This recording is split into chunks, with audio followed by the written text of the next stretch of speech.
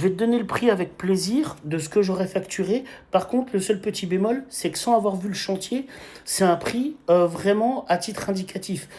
Aucun professionnel peut te donner un prix sans avoir fait une visite sur place, dans n'importe quel secteur d'activité.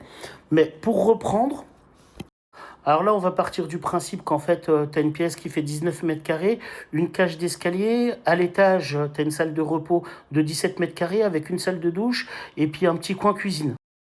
Là-dessus, tu me dis pas si c'est un passage par semaine ou c'est deux passages ou c'est une fois par mois. Mais on va partir sur un passage par semaine avec aspiration des sols, lavage des sols, vidage des corbeilles à papier, j'imagine que c'est des bureaux, avec le nettoyage de la douche et des sanitaires. Après, ça dépend de l'utilisation. Est-ce que la douche, elle est utilisée tous les jours ou très rarement? Ça dépend. Ça, il faudra que tu ajustes au niveau du avec le lavage des escaliers et l'aspiration, bien évidemment, et le déboussiérage des rambardes. Et on va partir du principe qu'il y a quelques baies vitrées et qu'il faudra faire les vitres une fois par mois. Là-dessus, tu peux partir raisonnablement sur un chiffrage de 380 à 450 euros hors taxe.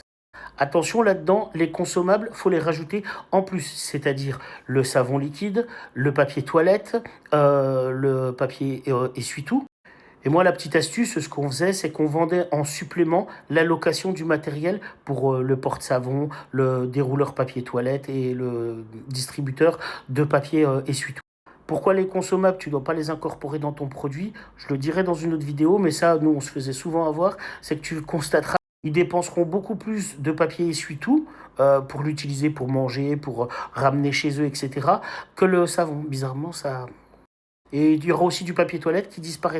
Donc c'est pour ça, tu le fais à part, et comme ça, bah, s'ils exagèrent ou bien il y a une hausse tarifaire, tu peux maîtriser. Bien évidemment, dans ce tarif indicatif, tu prends en considération aussi qu'il y a le stationnement. Et est-ce que tu pourras stocker du matériel là-bas sur place? Ça aussi, ça diffère au niveau de ton prix. Et bien sûr, si tu veux proposer tes services, ou bien trouver des clients, ou bien tu as des demandes de travaux, t'hésites pas, tu vas sur le site, tiens, il est écrit là, B2B Job. Et toi, dis-moi, combien t'aurais facturé?